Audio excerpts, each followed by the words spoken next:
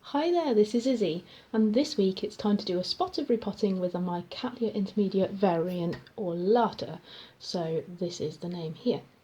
I've had this orchid a couple of weeks, and when I got it I noticed that it was really climbing out the pot, and I don't have much experience with Cattleyas, so I read quite a bit around the problem and have found out that they really have to be repotted as soon as you start to see that kind of new growth, any kind of oh, I wonder if there's actual growth coming out through here maybe, I don't know.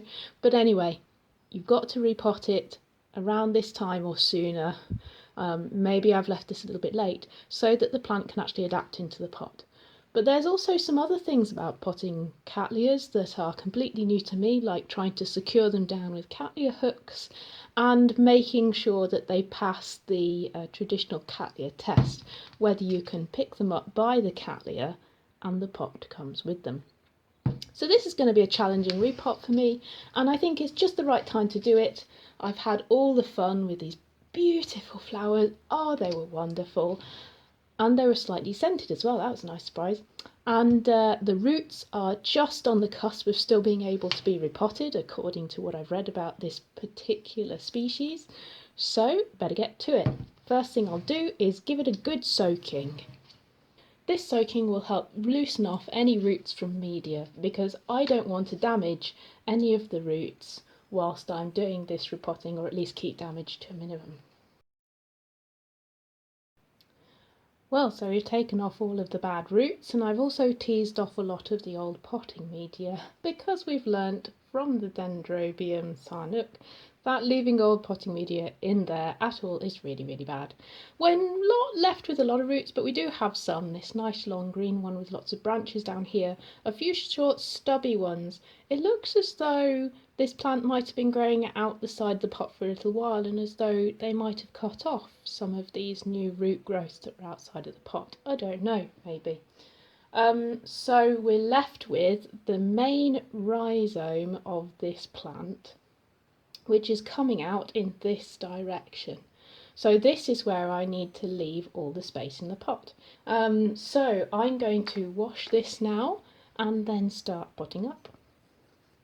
The thing I've forgotten to do, which is apparently quite normal with Cattleyas, is just to remove the sheaths of the old growths to prevent any bugs from hiding in there. And it's also supposed to make the plants look a little bit prettier. Not my call. I think it looks quite cool anyway. Ooh, yay!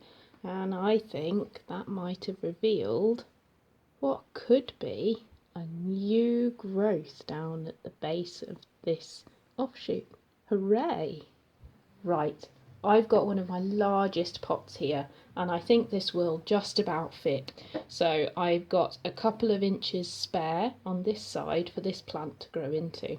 Now, I'm not experienced with Cattleyas, but if I was more experienced, perhaps I'd be tempted to take some shears and try and cut the rhizome and make this plant a bit shorter so that I could put it really central, give it quite a lot of growing space. Because as we can see, it's got a long way to grow each time it puts out one of these new growths. So I'm just going to do my best. I'm going to try angling it down a little bit so that it walks in this direction as it grows, because it looks like it grows fairly level this way, with a little bit of a dip where it went over the edge of the pot. I'm going to pot it in bark chips, and then I'm going to do some attempts at pinning it in place. Not my forte, never done it before, we'll see. Now, one thing with Cattleyas that I've understood from reading more about them is that you have got to secure them in the pot somehow, because they won't survive wobbling around.